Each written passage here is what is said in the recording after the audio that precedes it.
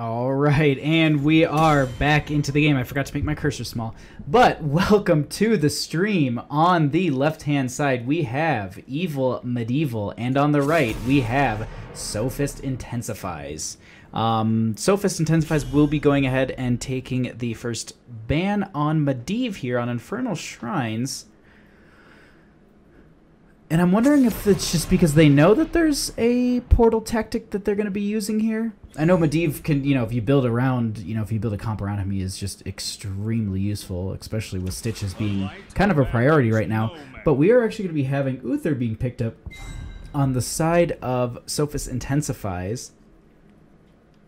That's a really strong first pick. They've basically got they've got their main healer all set, so they don't really need to worry about picking up some sort of secondary, well, not secondary, but just not as strong. Rhaegar's great here as well, but I think Uther just offers a lot more in his kit to be, that first pick priority.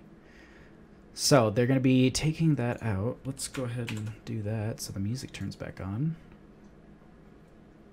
I believe it. There it is. Okay. All right. Make sure it is saying the correct things on my widget. So Val's going to be picked up here. I wouldn't be surprised to see a Tassadar or an Ariel with this. Okay. Now, the Tassadar, the reason I was thinking Tassadar before Ariel is because Tassadar also is a strong laner, as well as the fact that he does have decent shrine presence as well. So him being, linked up with that Vala pretty much for the entire game, I would assume, that's a strong combo to have together, as well as the fact of just, in the late game, he really offers quite a bit. A bandit, thank you.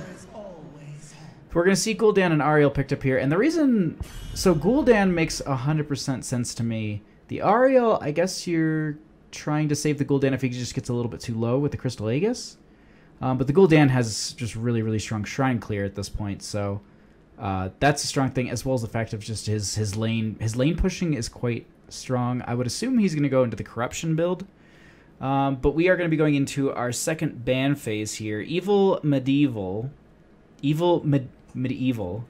I keep reading it and just saying medieval, like Medivh. Oh, well, I guess that... we'll go with Evel Medivhel.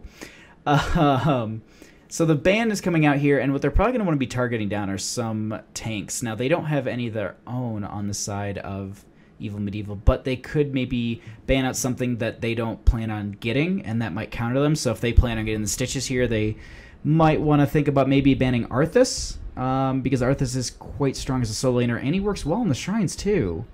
But it really depends on what they're going to be picking up themselves. Arthas will be banned out here, actually. All right, cool. So... we got one prediction right. Actually, no, I got the Tassadar right. I'm patting my own back on that one. And so we have...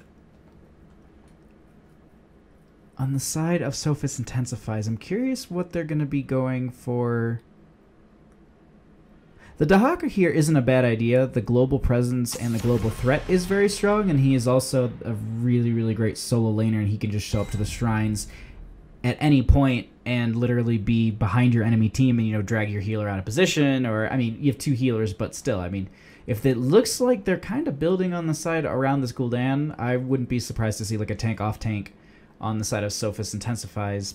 But on the side of Evel Medivhel, they're going to want to be picking up a tank here, and I'm thinking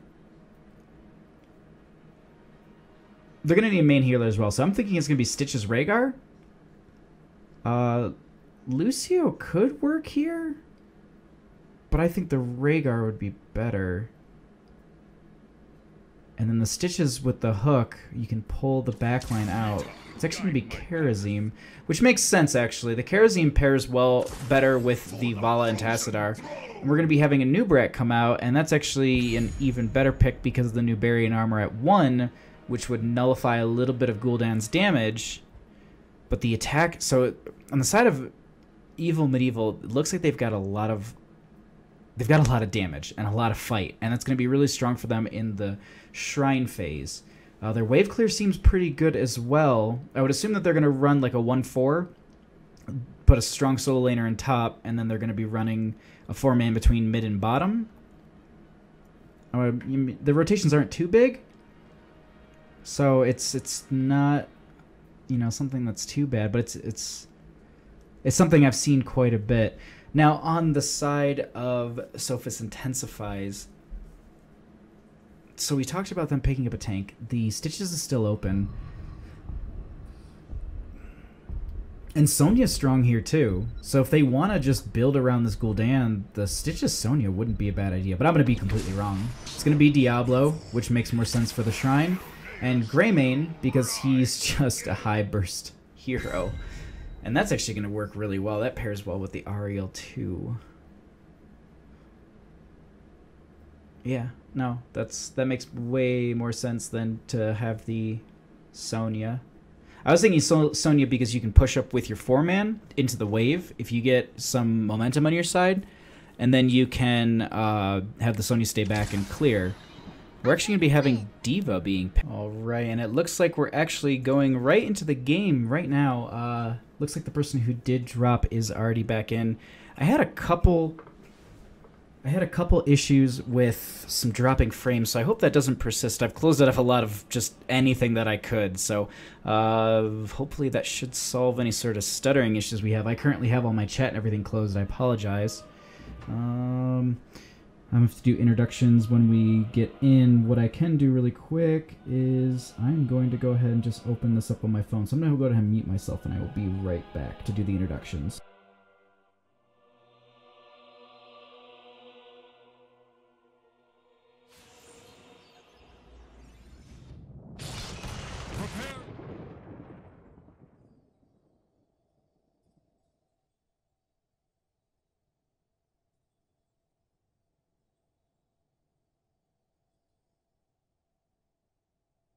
So we have a little bit of a lag. So while we have that advantage on our side, let's go ahead and read off some of these introductions. So on the left-hand side, we have Evel Medivhel with Domo Varian on Vala. Zialo, I practiced these earlier, now I'm getting them wrong. Okay. So Zalori on D.Va, Aqualad on Tassadar, Bobby Frank on Anubrak, and TXZ on Stukov. On the right-hand side, we have Sophist Intensifies with Oxymore on Diablo, Sophist on Uther, Temi on Ariel, Big Impact on Greymane, and Sia Steve on Gul'dan. All right.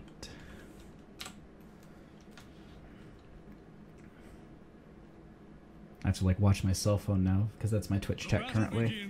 I don't know what happens. I get random spikes. My upload speed isn't the best. Spectrum Internet, maybe you can have better upload speeds, but at this point I'm working with what I got. Some days it wants to work, some days it doesn't. But here we go into our first game of the evening.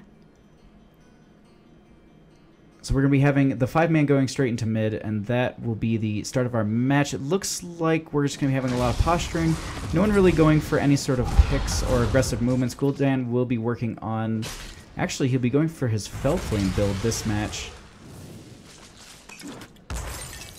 And we are going to be having the Greymane going into his Cocktail build, as well as the Uther taking his Questing Talent at 1. Wave of Light. Vala is going into the Manticore. Looks like... D.Va will be going into... Ooh, I don't remember the name of the talent. Hit the Nitrous. And I don't think we saw it in the draft, but I believe they actually ended up getting that Stukov at the last second. I think it was D.Va Stukov, and they probably just talked about it in chat and all agreed. So we are going to be seeing that 4-man rotation in between mid and bottom. In top, we're going to be having the D.Va going up against the Greymane, which should be fine because of the fact that she basically has 2 health bars, and the fact that she doesn't really need to worry about him too much until 10 when that Curse Bullet comes out, and that can really start to shred through the, you know, the shell of that mech suit. But they also still have the Anubrak, who will probably be taking the majority of the focus of that. Why am I thinking Silver Bullet? Curse Bullet. Man, I am just losing it on just these talents today. So, nothing too intense. We are going to be having a small XP lead on the side of Sophist Intensifies. Their rotation has been a little bit faster. We are going to be having this first mid-shrine popping. So it looks like the gates haven't been damaged up too much on either side. Not even at all on Sophist Intensifies. We are going to be having a slightly slow rotation from Medivhel, Evel Medivhel, But it looks like the shrine will be started just in time. Encroaching onto these 4 talents. Let's just get a bigger map view. Looks like Greymane is going to his cocktail build. Nothing really out of the ordinary, it looks like to me. Life Leech from the Tassadar, that will be pairing well with the Vala. So at this point, we are going to be having the Vala chase the Greymane out a little bit here. Looks... Okay, so they are going to be just backing up here on the side of Sophist Intensifies. The Diablo does charge the Vala back a little bit. There is a zoning silence from the Stukov, which is going to push them back a little bit. But at this point, their health is getting really low. They do spread the Pustule around, but it is not going to be able to burst them up high enough. There is a collapse onto the Sinubrek, and he will be falling here. So that is going to be the first kill going over to Sophist Intensifies, and that is also going to be the first Punisher as well. Now, Greymane and Ariel are trying to chase down this Tassadar, and we will be seeing that happening. So with that, that is going to be actually 2 dead, and this defense is going to be extremely tough. D.Va losing her mech suit right away. Now, they could follow up on this. She's going to take a little bit of damage from the spinning lasers on the ground. But this will be a fort, potentially, because of the fact that they lost the Tassadar and the Anubrak. They also, you know, the rotations were a little bit slower. They do pull the Punisher away towards their gate, which is going to be helping them out a lot. Alright, so this will be a fort confirmed, so that is going to be going over to Sophist Intensifies. About a level difference at this point. Now, if they go back into their rotations, they're going to be able to push into this bottom a lot more.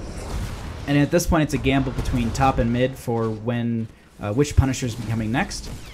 At this point, they're going to get a little bit of counter push on the side of Medivhel into the mid lane, but there will be the same thing picked up on the side of Sophist Intensifies, just a little bit quicker. Diablo did head top, so now Greymane is rotating with the team.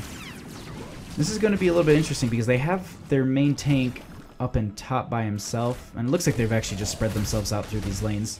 They're just going to soak while the other team looks like they're going to be sticking to doing about... Well, looks like they're going to be going back to their 4-man rotation, but at the same time, they're not going to be pushing up the lanes as aggressively as it looks like Sophist Intensifies is.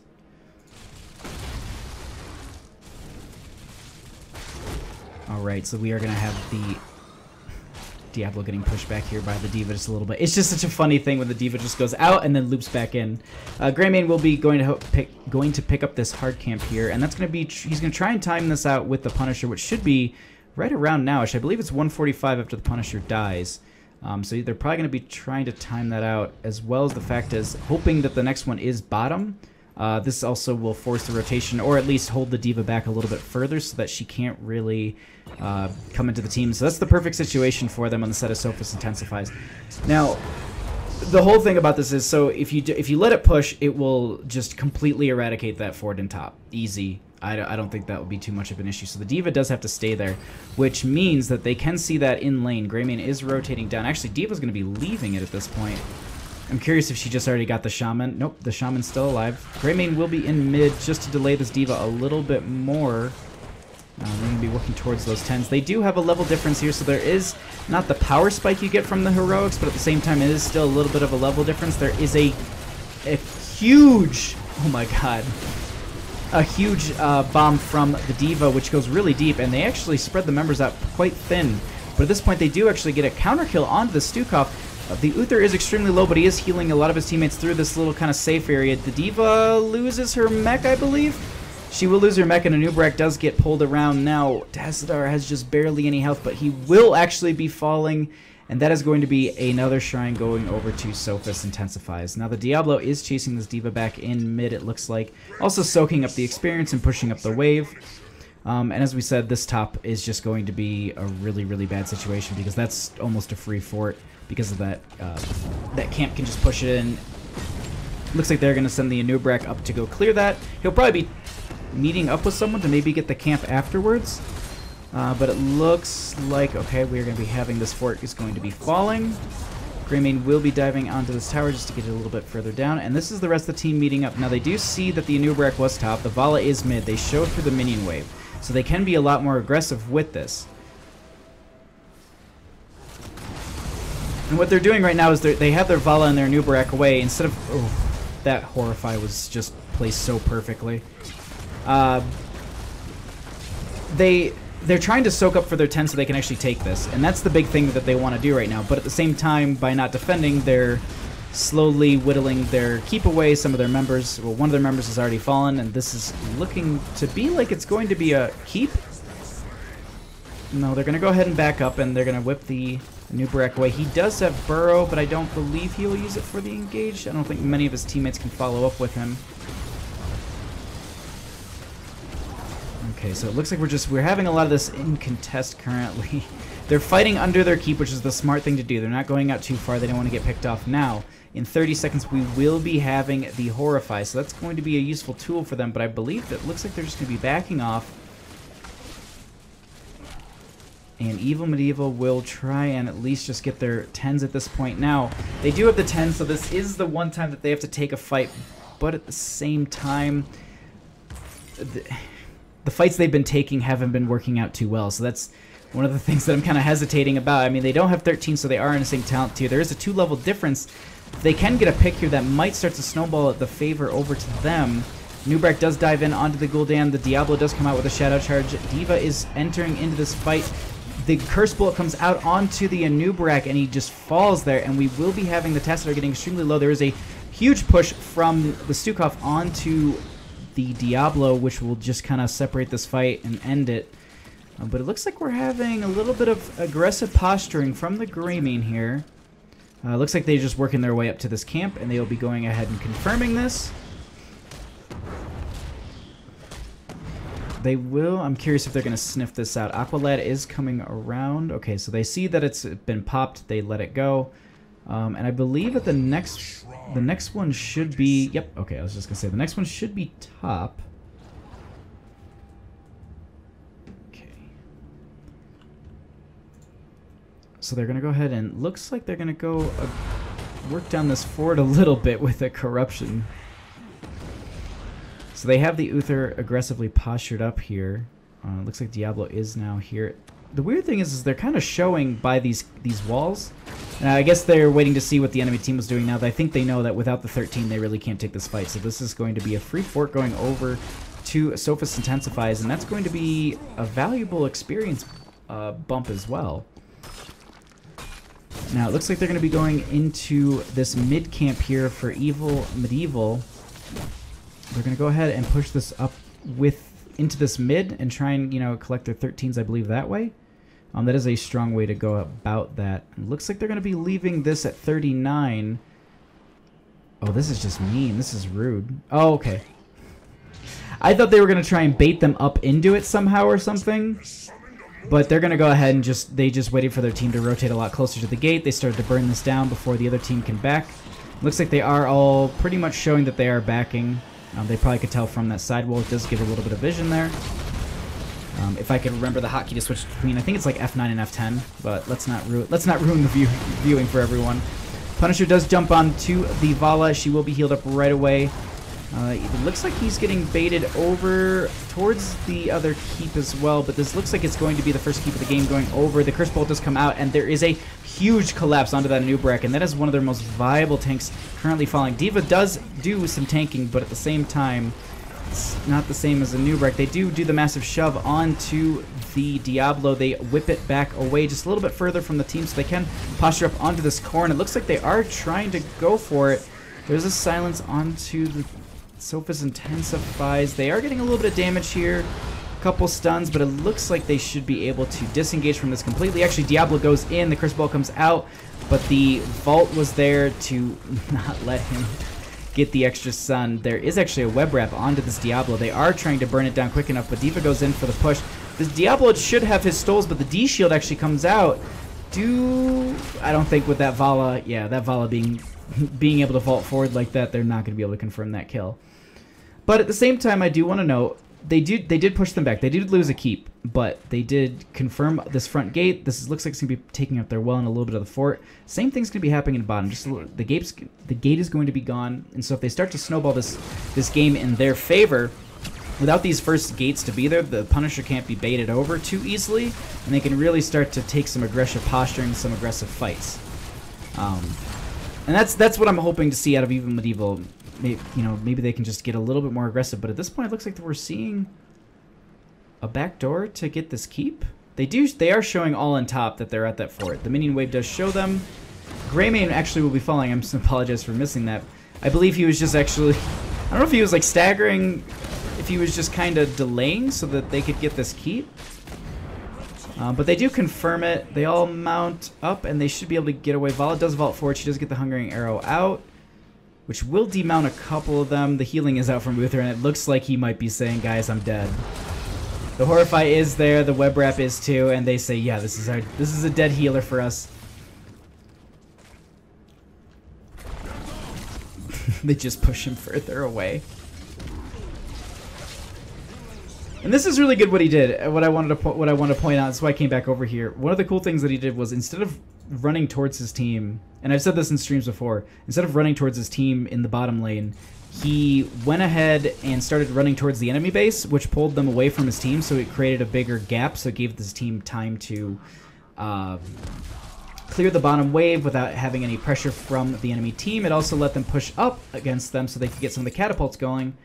So that's one of the big things that it should be noted in a lot of these games, is these guys, when they die, they start running in what you think is maybe the wrong direction, but at the same time it's actually the smarter direction, because you're giving your team the opportunity to take care of the lanes. And you know that if you look at the timers and everything, that you can time it out with the upcoming shrine, as well as, I mean, you can take a peek at top lane. I think there's 2 or 3 catapults in that lane already, so they're definitely going to be needing to go back soon on the side of Evel Medivhel to go ahead and clear that out. And this is another thing that I wanted to note.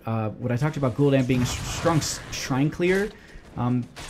His whole team is there, but I've just, every time he throws out a wave that's 3 to 4, that one of course not. So we are going to be having this invade here. They don't have 16s. Okay, so they just get 16s. The web rep is there onto the Diablo. The Horrify does come out. There is a Cursed Bullet, and this Anubrak is so deep from that Horrify.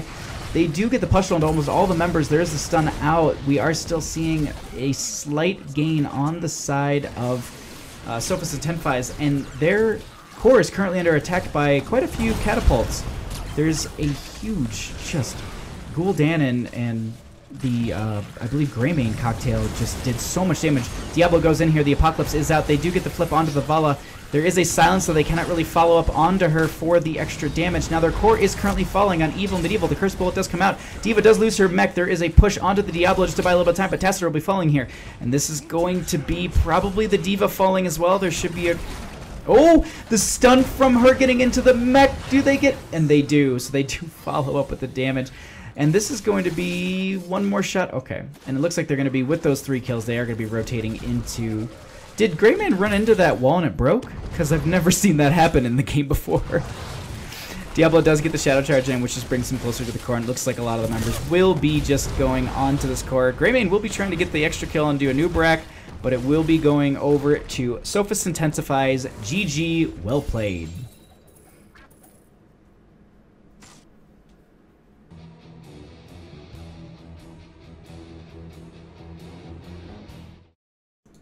Alright, and welcome back. We are already going into our second game of the evening. We are going into Tomb of the Spider Queen. Very, very exciting on this map. It's one of the smallest maps in the game vertically, so we tend to see some interesting things being picked up here, as well as we typically see almost a reverse of what we saw in that last map, which is a 4-man rotation between top and mid, and then you have a solo laner in bottom. So the Aria will be banned out here. And I don't even think I saw her use her ultimate in the last game. I don't even think I got to talk about the... I didn't even talk about most of the ultimates besides the Cursed Bullet and the Horrify. And the Web Wrap, of course. But there was one D-Shield, but I don't... Maybe she must have gone for the Aegis, I would assume. So Uther will be picked up here first for Evel Medivhel. And Genji is going to be picked up here on the... for Sophist Intensifies and Dahaka. So... Dahaka will probably be the solo laner, and then we're going to see this high mobility Genji, which is going to be extremely difficult to deal with, and I'm curious to see what they're going to be doing to counter him.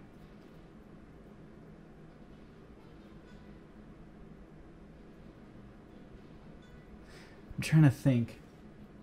What's the best route of countering this as well as keeping your comp? If maybe you went into like a Stitches KT combo? Does that work somehow? I'm not sure. That's the one thing I'm trying to figure out. Diablo's actually going to be picked up here with Greymane, so they're going to go ahead and take the Apocalypse and the Curse Bullet. For Evil Medieval. I'm just trying to think, like, what really counters the Genji hard? I'm assuming dots, because you can't dash dots, can you? But we are going to be having our second ban phase start here, and...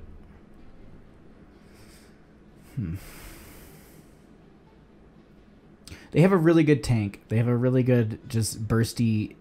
Oh, we have a drop. Okay. If it drops again, I'm going to have to exit out of a couple other things, I guess. All right, so... it's hard to cripple them because they have a pretty decent comp, to be honest. So it shouldn't be... I mean, it's going to be hard to... exactly kind of pinpointed, I think. Oh, we're getting some red lines, so I apologize to the stream. We might be seeing a couple frame drops here. I don't know what's happening. We might have to do a router restart before the next series, but we are going to be having the Tassadar banned out here, and the Tassadar, not a bad idea, but I'm wondering if they're banning it out because they might be going into a Zeratul. I don't know if the Zeratul would work with their composition, but the ban is going over to Evil Medieval, and they are going to be banning out the Stukov. They've got Uther, and Stukov actually works really well as a solo laner on this map too, so that's another thing to consider. The Vala will be picked up here with the Malfurion. I have to assume it's a Stitches. Because you would then hook into Root, and then have the follow-up damage with the Tongue, as well as the Caltrops. Not the Caltrops, what am I thinking? The Rain of Vengeance. I think that might be the route you go into. I just realized I need to open up Twitch chat back up on my phone. There we go. Okay, cool. So we are back. That way I can at least see if anyone says anything. So, the last two picks here. Tyrande, and I was actually going to think they might want a mage, so something like a KT or a Gul'dan. I think the KT would work really well. But maybe the Greymane's going to solo lane, so they're going to need some damage with them as well. I was about to say, it's just literally on the tip of my tongue, I was like, does Malthea work here? Because they're not going to solo Dahaka, so then the Malthea would work pretty well. He'd have two targets to really get on. Huh.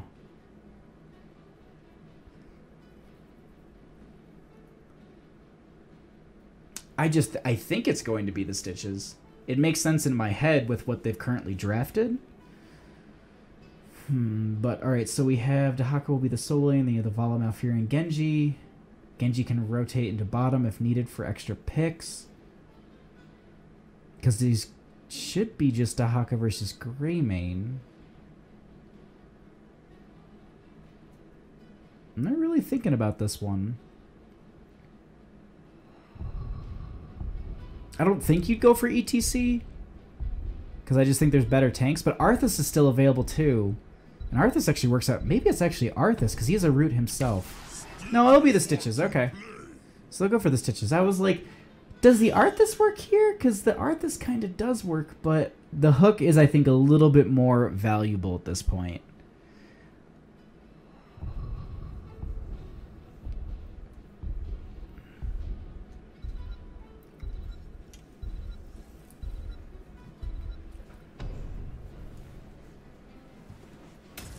All right, and here we go into our second game of the evening.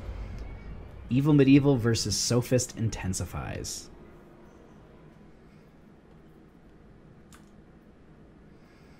All right, and we have on the left-hand side. Do I have time to do introductions? Okay.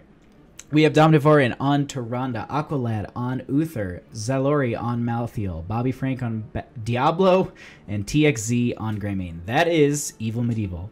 On the right-hand side, we have Oxy... Oh, too fast, internet. I believe we have a pause coming in right away, though. But on the right-hand side, we have Oxymore on Stitches, Temi on Vala, Sia Steve on Dahaka, Big Impact on Genji, and Sophist on Malfurion. That is Sophist Intensifies.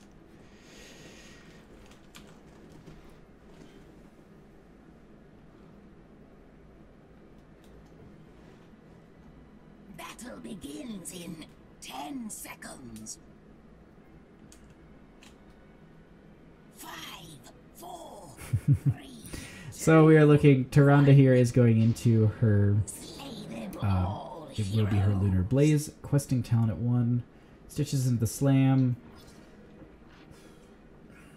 And Ari will be, or excuse me, Ariel, the other angel. He will be going into his Fear the Reaper. We do have a hook come out from the Stitches, and that looks like it's going to be the combo that we talked about in draft. There's going to be a hook into the root. And that's what I was thinking. Arthas might work as well if they don't go for the hook. They can just go for the, you know, the root onto the stun. So there is a combo there, but it does not connect. Just barely missing TXZ, but we do have a flip from the Diablo onto the Genji, who does have his dash, so he'll get right out. Vala will be pushing in this wave just a little bit here. Diablo does get scouted out. Genji is rotating into this bottom lane. It looks like they do get the drag onto the Malthael, who's actually going to be down here, not the Greymane as I thought. And the Reflect actually confirms the kill onto the Malthael. I was wondering, I was like, is he going to pop Reflect and let his towers kill his own teammate? And he did. So the towers just friendly fired their teammate. I wonder if that's ever going to get fixed, because that's not cool. I've had that happen to me a couple times. But we are going to be having this 4-man rotation as we talked about in draft coming out, and it looks like we will, as I was saying, have the Greymane up here instead of the Malthael. Dahaka is going to be pushing in that wave. And we probably will see eventually another rotation from the Genji, but maybe they'll just be a little bit more aware of that when he's rotating into that bottom lane for the pick, because it looks like that's the kind of game they're playing at this point. They're letting the Dahaka get the Malthael just a little bit low on health, and then they're going to go ahead and have the Genji dash down in there and get the follow-up kill. We do have a small skirmish here happening. The Stitches is a little out of position due to the flip, but there's going to be a collapse onto the Genji, so that's going to be him falling here. Vala will get a few shots out onto TXZ, but the follow-up damage was not necessary, or at least achievable. Just quickly, just checking into bottom. It looks like this matchup's going pretty well. We are going to be having quite forward engagement, but Vala will be falling here. Tyrande Bird actually comes out. I think it just was supposed to follow up onto that Vala, but that did not happen. So we are going to be having a rotation back up into top lane here. And this is going to be a stronger rotation starting to come out from Evil Medieval. They seem to be having a little bit more control in these fights now that I think they've maybe figured out, you know, the way that they're going to pick people apart here. I don't know, or maybe they just got lucky on a few picks. I don't think it's luck at this point. It seems like they're starting to dismantle them a little bit, but you never know. They could hit those 7 spike. They could hit, 7 talent tier, and it's the talent tier they needed, and that's where they explode, or they could hit 13. I'm just trying to glance at everything really quickly. Sophist Intensifies really explodes at 10. I'm trying to think on the side of Evil Medieval, but at the same time, we do have this Vala getting collapsed upon a little bit here. She will be able to vault away. Genji does try and get into that backline. Greymane does zone him back out. And we are going to be having... Okay, so there's Lunar Flare onto some of the backline members. Diablo is starting to push this Genji out just a little bit further, threatening him a little bit. Meanwhile, while we have all these engagements, we will just check onto some of these questing talents. Looks like Genji's just kind of getting into his... Uther's about a third of the way through his, but we are having a small pick onto this Malthael. Does the same thing happen again? Does he use... He did.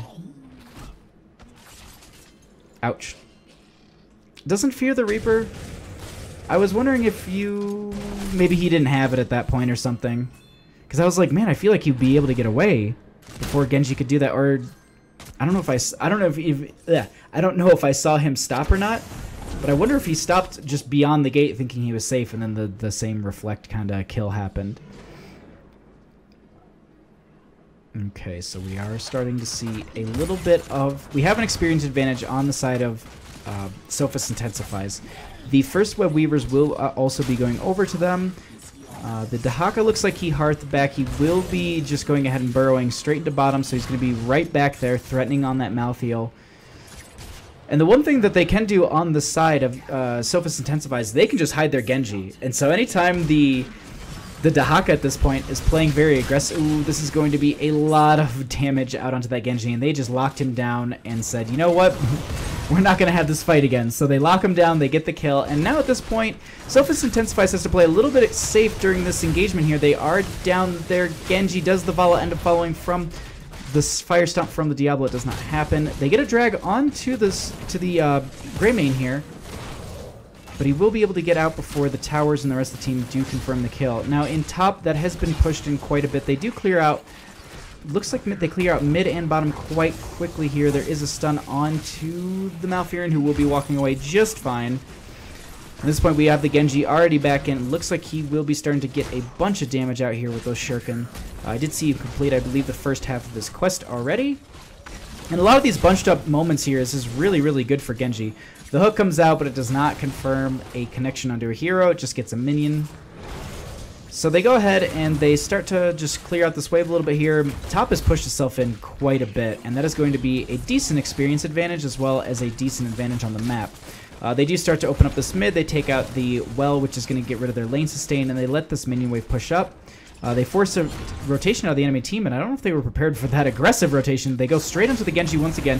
The combo doesn't really make it. They get a hook onto the Diablo. Genji is extremely low here. He will probably be able to tap as well. Malfurion does give him a little bit of love too.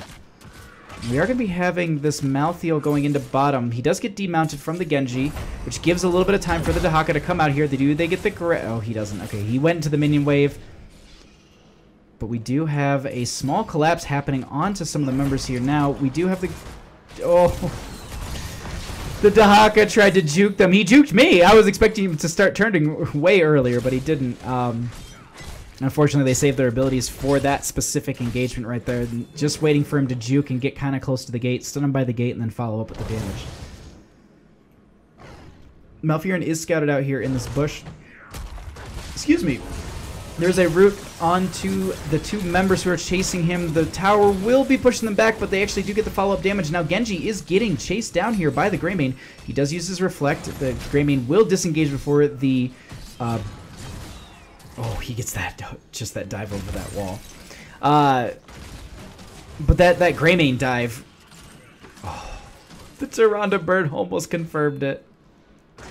This is a this is extremely intense of a matchup right now. And I wonder if Tyrande goes for another bird at this point. No, it looks like they will have enough return in, so they will be going for that. Dahaka will be able to kind of push back bottom a wee bit here. That we might... Doesn't look like we're going to be having anything.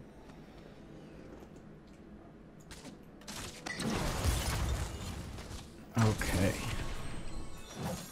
Hook does come out, but it does not connect onto any of the members.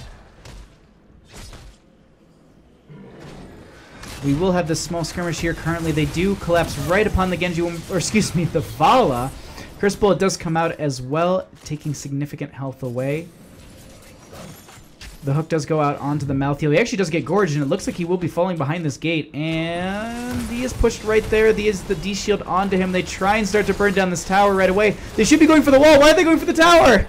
They lose at least half the gems off of him right there, and that is going to be a smart pick on the side of Sophist Intensifies. The Curse Bullet actually came out right away there. The Diablo does get the pick on. They've been running the same stun tactic onto him so many times. But then again, I should say the exact same thing. In bottom, they did twice the same kill to Malthael. So I can't favor one team over the other because it's just they keep getting this Genji like right in these turn-in points. They lock him up against the wall. There's the flip. There's the follow-up stun from the Tyrande. Looks like we are having the Malthael coming in here, getting a... Oh, the Curse Blow comes out, and that is going to be a Stitches Falling as well. And it looks like at this point, with their 10s, even Medivhel are really starting to just turn this match around. I will say this, though. In bottom, Vala and the Dahaka were pushing into bottom extremely hard. I'm wondering, are we going to see... The Dahaka actually just goes straight into top. It looks like he's just going to be pushing that up as best as he can. But we are having a charge from the Diablo. It is right onto the Genji. Once again, there is a stun onto him, and he... Excuse me. I said Genji when I meant Vala. My mistake. But the Vala will be falling here to the stun combo that they've been running in this game. The hook does go out onto the Diablo. Now, I believe he has quite a few gems here. He has 18. He does get the D-shield. They do start to burn through this wall, and he gets right out. So they won't be able to get that the second time. The Curse Bullet actually comes out. I believe it misses. I don't see anyone's health bar really dropping too quickly. But this will start to be an extremely strong push. They still have about half a Web Weaver at this point, so they should be able to confirm this gate. Diablo does get the flip, but the follow-up stun is dodge, and Uther will actually be dying here. There's a silence from the Malfurion to a couple of members. The Tormented Souls, I believe, was popped beforehand, but this is a chase that they are currently going after. The Vala, I believe, just died as well. And I think the Curse Bullet came out, but I don't think it connected onto anyone. They did get the dash onto the Genji, but I don't think the Tyrande was there in time for the follow-up. While we have this just complete disengage while the lanes are being cleared up here, let's just check some of these questing talents. Looks like Genji is 100% filled up with his. Looks like actually almost all of them are filled out except for Black Harvest, which should be quite soon. So... that looks pretty good questing-wise, and then just take a peek at some of these. The creaming. And I apologize for that. I was looking at some of the stats way too intensely. The Genji does dash over the wall, gets a couple of the gems, and I believe he just dashes behind his. So that was actually good use of his traits there to get the missing gems that they lost on the Dahaka, but at the same time, there's still cooldowns they have to worry about. Looks like they are faking boss, so we have to make sure that we're a little bit quiet here. Tyrande does have her Shadow Stalk out, so she can scout out some of the heroes. They do see it, though, so they do get the slam. The Tyrande does get the stun onto the Stitches. There is a Curse Bullet out as well onto him. Diablo does get the charge. The Apocalypse does come out. I don't think it connected onto anyone, but with that kill, they are going to say, you know what, this is our boss now. Without your Stitches, you really can't take us on too easily, and they've actually... The keep gate is still up, so they don't really need to worry about that too much. They only have 45 for turn-in, so they will just go ahead and try and get as many as they can in currently. With this boss being picked up, it won't be timed up with a spider, but they potentially could if they do clear out this mid-wave and this bottom quick enough. They don't really have a global for that, but if they, you know, while people... rotate in for the boss. Actually, you know what? They are showing on the map. They could just push up with this really aggressively and force Hearths out from them. But the Dahaka's a little far forward here. I don't think he knows that the Tyranda's there. He does actually body block. There is a follow-up stun from the Uther as well. He does have to pop his essence right away.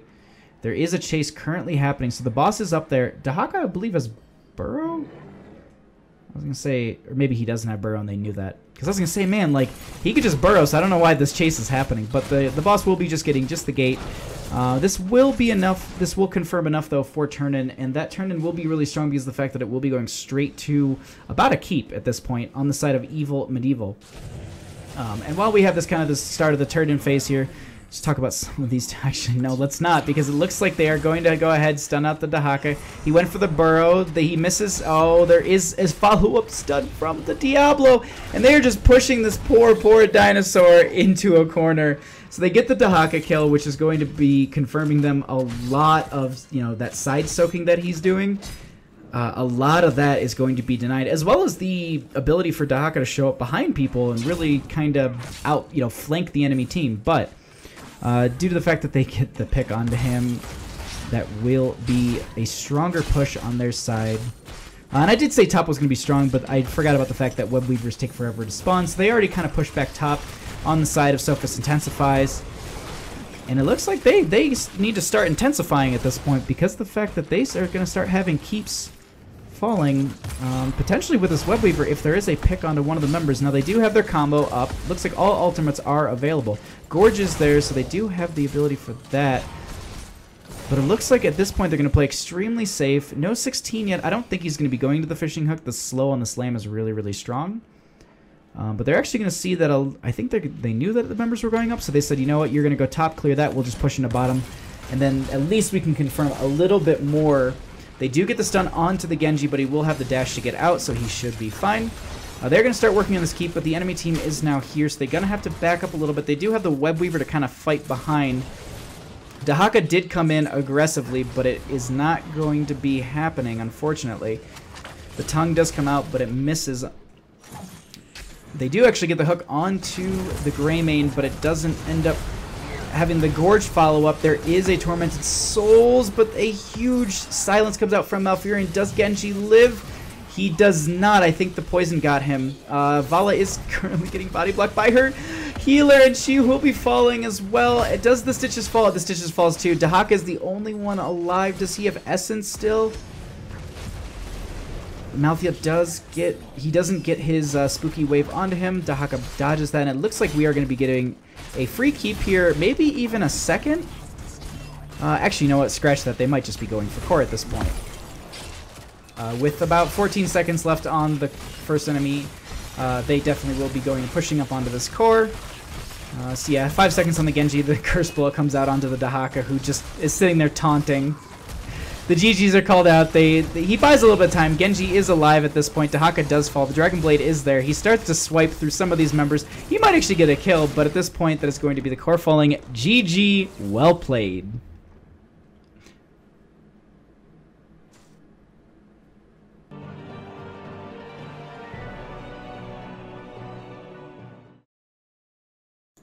And welcome back to the stream. We are going into our third and final match of this matchup? I don't know. I wasn't going to say evening because we've got another matchup in about an hour, 8 p.m. PST, which is going to be, I believe, Noob Slayer and... let me double check.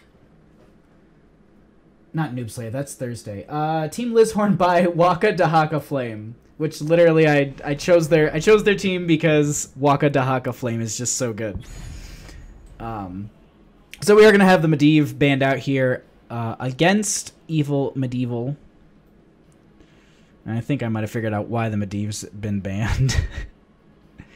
As well as the Uther being banned out here. So that means that we're gonna be having no D-shield. So it looks like after, I guess after, even though they got it and they won with it, am I remembering correctly? Yeah, they won with the Uther. They're going to go ahead and ban it out. Now, they don't have first pick, so at this point, they're going to say, you know what? No. We're not going to let you have Uther if we can't have Medivh, I guess. So, at this point... what are we going to see as our first pick on Towers of Doom? Dahaka? They had it. Genji will be picked up again.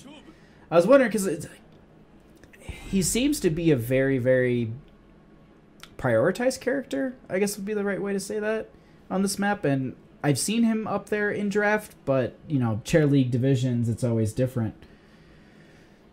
So at this point...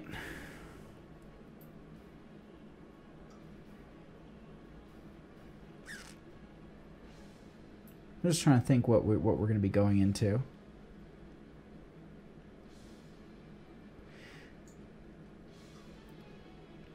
I really can't think. They took away the Uther, so I wonder if they're going to be picking up some sort of Ariel Vala combo. I doubt it, but because I would think that they might just go into the Rhaegar at this point. And Diablo seems to be working extremely strong with their team, but they're going to go ahead and just pick up the Greymane again. So Diablo Greymane, which is what they had last time. They had that with the Uther as well. Now I wonder, in response, what are they going to be taking at this point? Because they're going to say, all right, they've got the Greymane. We don't want to get someone that he can just curse bullet and just melt. Now granted, I mean, it's a percentile damage ultimate, and it's every 30 seconds, but they're going to go into the Tassadar Tracer. So Genji, Tassadar, and Tracer. Huh. That's going to be really difficult to deal with. I'm just thinking of how annoying that's going to be. Now, at this point, they're probably just going to be looking to get a lot of lockdown. But they're also going to be wanting to ban out specific heroes that might enhance their composition a little bit. So at this point, they have just 2 strong range damage. They've got their Tassadar. They're going to need another healer, so maybe limiting the healer pool. Since they know that they're going to be picking up the next healer, they can limit it away from maybe the Ariel, because they might be trying to pick up Rhaegar themselves.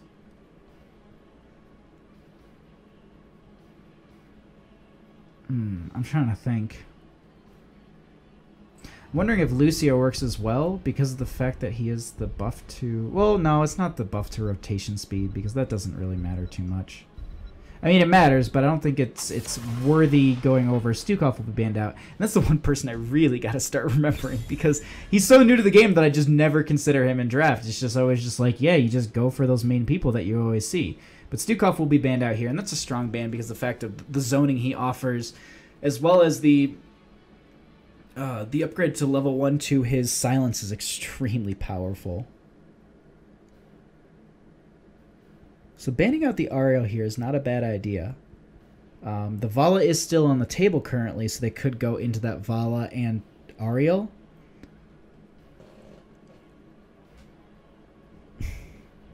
I don't think it's going to be a thing. But, like, Cho'Gall could be a viable option here. It's the same with, like, Lost Vikings are an option. Abathur is still an option. Tyranda's actually going to be banned out here, and I think that's just because that's more of a target ban from that last game because they pretty much had this exact same composition except for the Uther.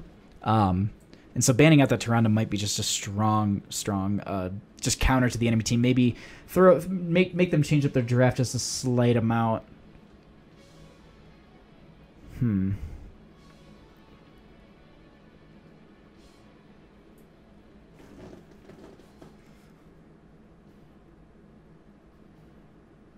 I think it's just I would think it's going to be like a Rhaegar Vala. Well, because if you go with the Vala, you mainly pair her with Ariel, and Ariel does do pretty well on this map. But then again, is the Ariel going to be enough? Do they want the Dahaka themselves?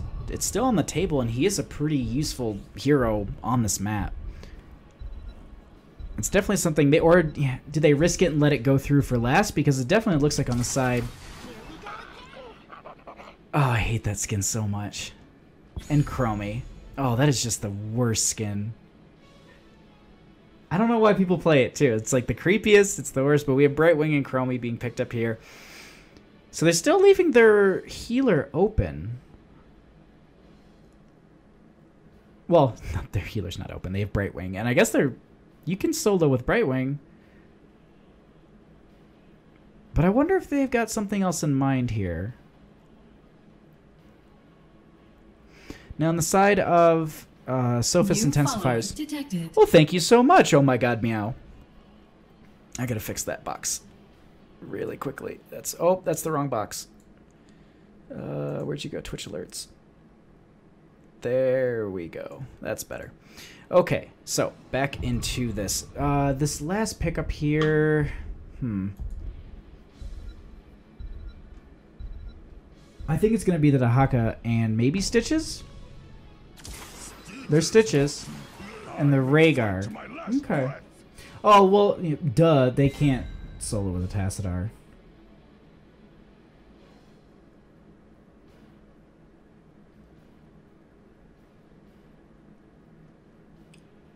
Huh.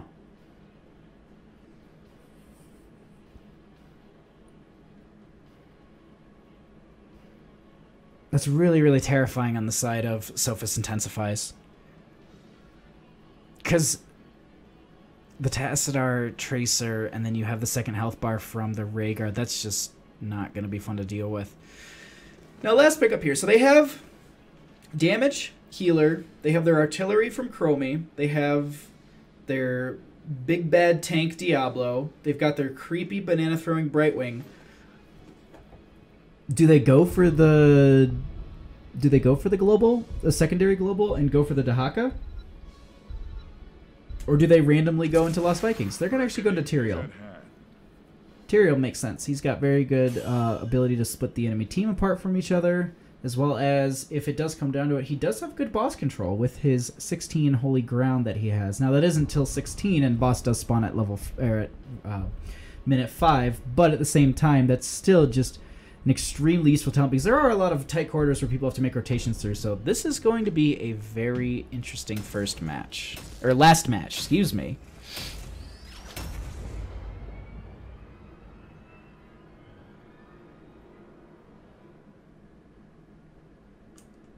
Alrighty, and on the left-hand side, we have Evel Medivhel with Domovarian on Chromie, Aqualad on Brightwing, Zalori on Tyrael, Bobby Frank on Diablo, and TXZ on Greymane. On the right-hand side, we have Sophist Intensifies with Oxymore on Stitches, Sophist on Rhaegar, Temi on Tassadar, Big Impact on Genji, and Sia Steve on Tracer. So lane matchup-wise, I would assume that we're going to be seeing the Greymane solo laning in top. You put the Chromie and Tyrael in bottom? I don't know if that... And then Diablo in mid? I don't think that works out. Another weakling I see. Let's get this over with. Just Rhaegar at the start of that was very perfect. So, let's take a quick peek at some of these level 1 talents. I hope that happens just every game. It's only Rhaegar voice lines, too, that I'm hearing.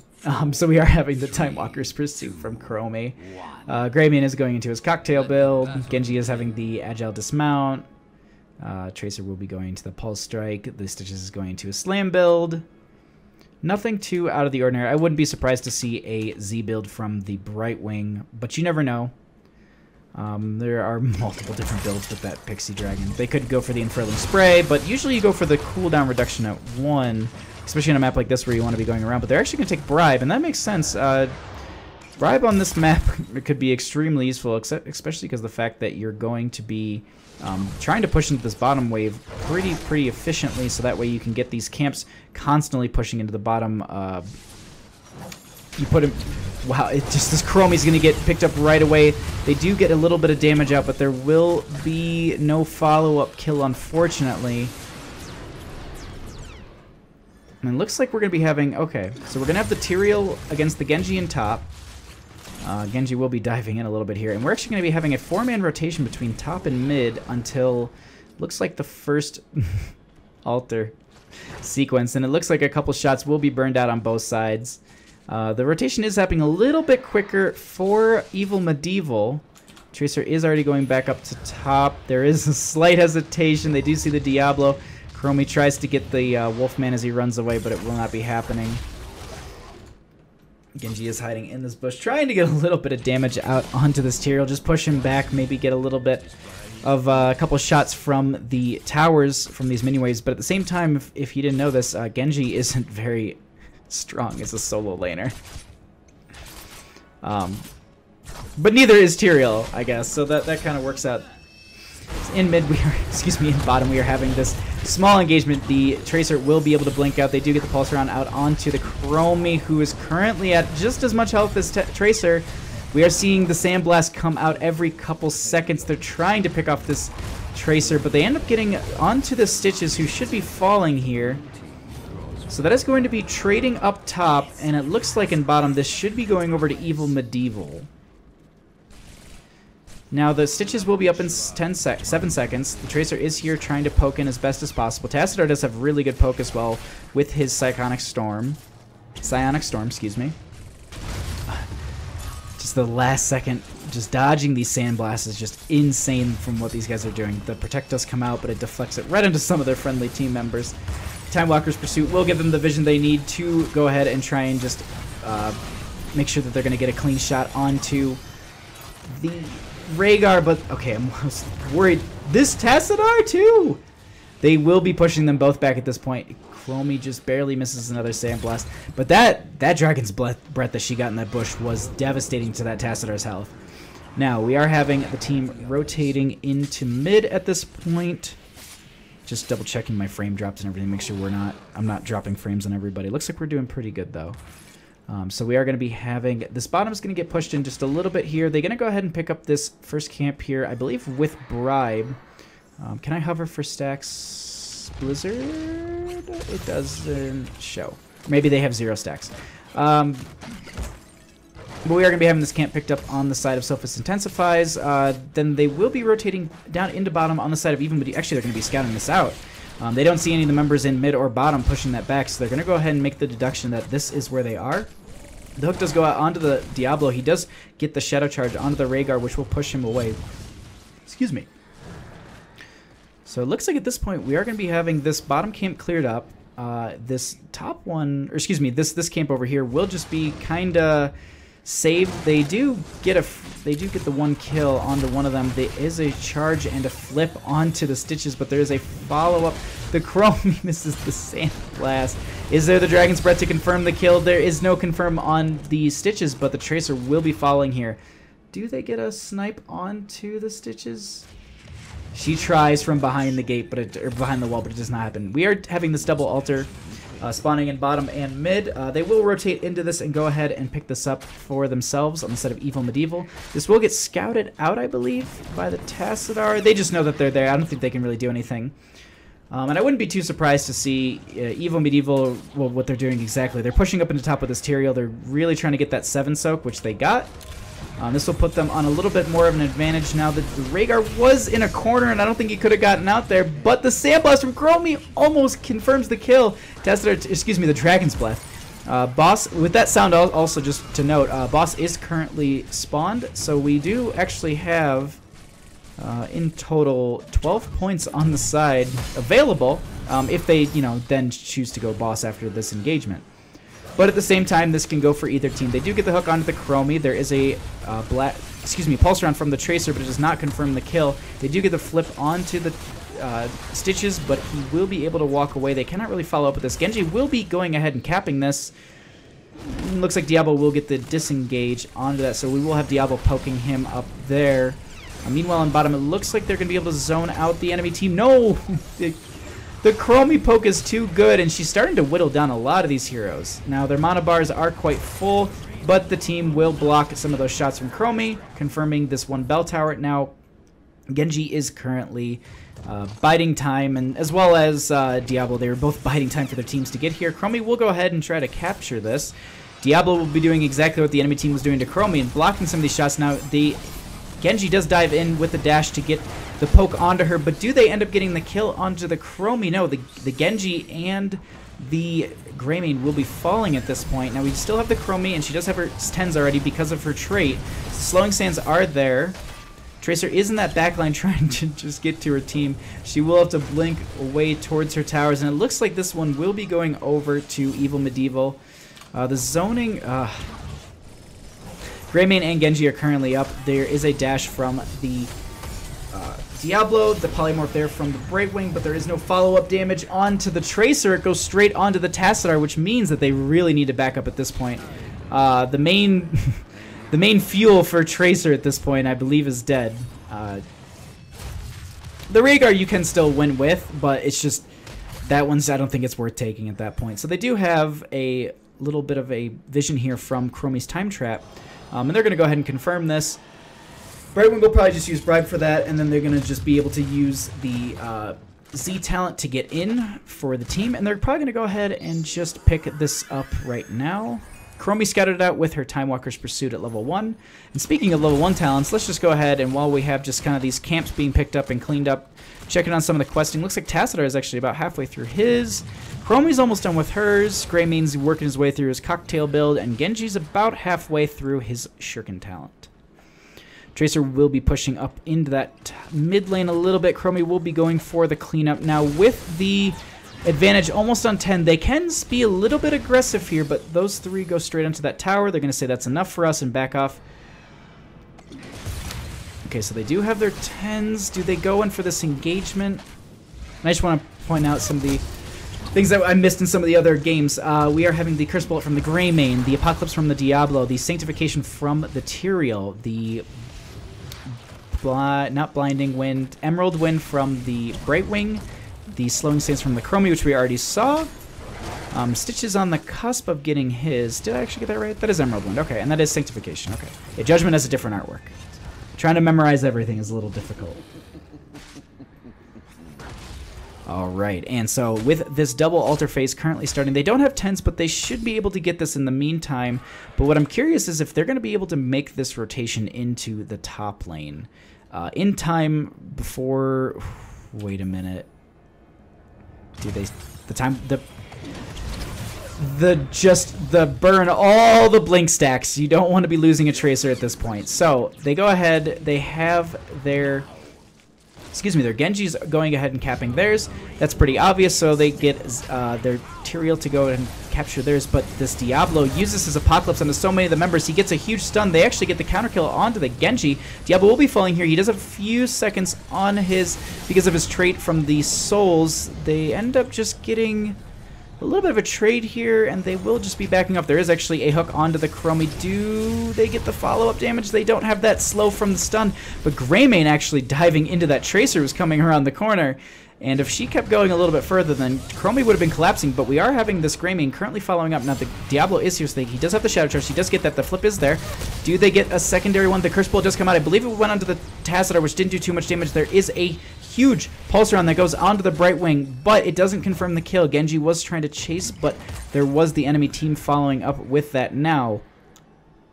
Okay, I was wondering, they look like they were posturing for boss for a second. The lanes have been pretty well matched up. There haven't been very aggressive pushings. I mean, there have been the small bottom one here, but on the side of Evel Medivhel, it looks like they've held up their gates pretty well. Only Greymane. Right as I go to say, oh yeah, middle's just fine. It's not. Oh my god. That combo from the Chromie onto that Tracer. There is a pull from the Stitches, but the slowing stance comes out. They say, you know what, we're going to disengage. This altar goes straight into bottom, which is going to be a little bit on the advantage for Evel Medivhel. They are working towards their 13s, so if they get that, they have the advantage for the talent. They can push in with 2 of these waves because the altar is here. They don't need to rotate into a different lane. And if they get this, this will create a really strong lane presence for them because they actually have, 1, they have 5 shots now, and 2, it's going to be harder for the enemy team to rotate into this bottom altar because of the fact that they cannot go through this area anymore. So this is actually extremely strong of a choice on the side of Evel Medivhel because it just really forces the enemy team back. The cannon shots are not up yet. The Curse Bolt does come out, just pushing a lot of the members back currently now. They do capture the altar. They are really being aggressive at this point. So it's 5 damage onto this core of Sophist Intensifies. We do have the Shadow Charge from the Diablo onto the Tracer, who does actually end up getting away with her recall, but the Stitches gets a hook onto the Diablo. He walked away from that just fine. I'm saying these things like a little lag, so I apologize if it seems like you're not behind on stream. It's just me trying to catch up on all the events. They will be going ahead and confirming this in bottom, though. It looks like the rotation will be going back up into mid, maybe even top to get a pick onto the Genji. Looks like he will be backing off at this point. Tyrael is going back up into that top lane.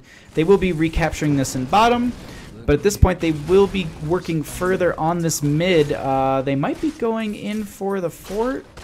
No, they will not be.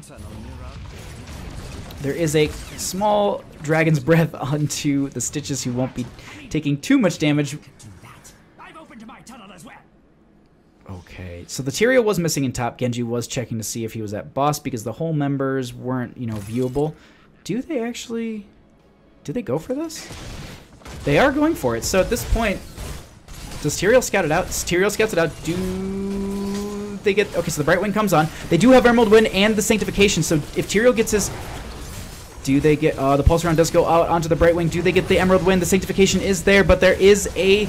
Oh, the enemy team is here. They're all fighting on top of it. This is going to be the Testar and the Rhaegar falling here. A huge Apox comes out, but this actually will be going over to Evel Medivhel. So they're going to be losing 3 members here. 4. Does the Tracer get confirmed as well? Genji will be dying here. Tracer gets killed by the Gilneas Cocktail. She was laning up a little bit, and she gets killed by the Gilneas Cocktail. Why was she laning? Oh, okay. That's what I was wondering. I was like, did she have leeching rounds? But it's only against heroes, so that's confusing. I don't know why you'd lane at all. You save your life. Anyways, so Sophist Intensifies will be getting just wipe there, they will be losing the boss, and it looks like they will be losing this top tower. Now, if they don't respond to all these altars in time, and this top one is taken as well, they could be losing the game. This will be 5 in total. Brightwing is coming up to top. There is an Emerald Wing in about 6 seconds, but they're looks like they're not going to be going for that. Okay, so they're going to go ahead and just confirm 2 of them. Curse Bolt comes out, but it does not connect. The slow is there from the Rhaegar. And it looks like so they'll be getting 2 out of the 3. They'll still be doing 8 damage, and this core will be at 7 health currently. Top has been whittled down quite a bit, so that's going to be an advantage for them later in this game, where if they do get... What stopped that? Why did Diablo stop? Did he get cleansed? No, there's no cleanse. What stopped Diablo from getting hooked there? Oh well. Maybe there was a mini stun on... Did someone stun the stitches maybe? Anyways, alright, so I'll go back onto my point. They left top completely whittled down at this point, so they can, if they do get another team wipe, they can go straight into top and confirm a second bell tower, which will give them 6. And Tassadar getting the dimensional. He gets his E key off at the last second. So they will be going ahead and confirming this now. If they want, they can use the Brightwing stacks. Do they have enough? Does it show me? It doesn't. If they have enough Brightwing stacks, which it looks like they do, they're going to go ahead and pick these 3 up. Clean up mid. I was wondering if they're going to push in top, so that way they create 2 distractions. So they get that camp with the bribe stack from the Brightwing. Genji is by himself here. He does get the dash away. It looks like they're going to be rotating up. Okay, so looks like they're going to be posturing up to get this one right here. And if they get the top with this, they might actually get the barrage started. No, this will be confirmed way too quickly. So they won't be getting the barrage, but they will be confirming this mid tower and the top tower. And this is a really hard situation for Sophist Intensifies to be in. Now, one thing I also do want to note, really, we're going to have an engagement. Never mind. The Genji will be falling here as well.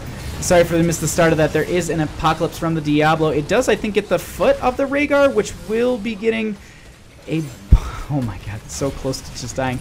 He has the Ancestral currently available, but there's no one who's really deserving of it just yet. But he almost gets comboed by the Chromie. And they are currently fighting under this now, so they do have to back up. That is going to be 6 altars getting damage onto the enemy cores. That is 1 to 24, but they do get the kill onto the Chromie. Excuse me. The time trap was there onto, I believe, the Tracer at the last second, but so this will force them to back off a little bit here. They will just be rotating down to this camp, and if they do confirm, if they can burn down this fort and push that camp in, they can win the game. I believe boss should be up in, yep, okay, so it'll be up in about a minute here. So they can go ahead and fight over that too. So if they can get 20 and then they just go for the boss, and I believe they can get 20 in about a minute or so. A minute should be enough time to get 20 where I don't think Sophist Intensifies can. It looks like at this point they've just been pushing up the waves, giving them something to do, and just getting their 20s in the meantime. I mean, they're creating lane pressure and all that, but it looks like at this point Sophist Intensifies says we have to take a team fight. Diablo does get hooked. The slow is there from the Rhaegar. There is a Holy Ground from the Tyrael to kind of block off some of the members here. The Stitches gets his future bile off. There is a Trace round from... the Pulse Round from the Tracer. The Emerald Wing does come out, pushing some of the members back. Genji does get the dash out, which will get the kill onto the Tyrael. They do get the hook onto the Greymane as well. He will be slowly working his way up, but he will be falling here. The Ancestral does come out onto the Tassadar. The Genji gets killed by the tower, and some of the members, the double blast from the Chromie. So at this point, they did exactly what they need to do. They got a couple kills. They didn't get the kill onto Diablo, which means I think he still has his stacks, and they forced the enemy team back with this camp. So both teams doing extremely well, but with this double altar phase, this is going to be a very, very hard situation. They're going to have to split their team, and bosses up. So this is a triple threat. Tracer is getting a little far forward here, but the enemy team is not in sight. Does get blasted down to half health, but Rhaegar will be able to heal her right back up. And do they just say whatever? I'm just so curious. So they're giving up bottom, it looks like. They know they can't take this because they are down 2 heroes. Tracer is kind of watching over that spawn point. Diablo does get the charge in. So they get the bottom one against them. The enemy team does rotate in. We are going to be having the Greymane coming in here. The Tyrell's already here through that portal. Greymane comes through as well. The charge is already there onto the Tracer. Already losing half her health. There is a stun from the Diablo, from the Apocalypse. The Curse Bullet is there, and the Rhaegar will be falling here, so that's no Ancestral available for use. Well, it was actually on cooldown as well, but we're also going to have the Tracer falling and the Tacet are falling. GGs are already thrown out, and it looks like this game will be going over to Evel Medivhel. GG, well played.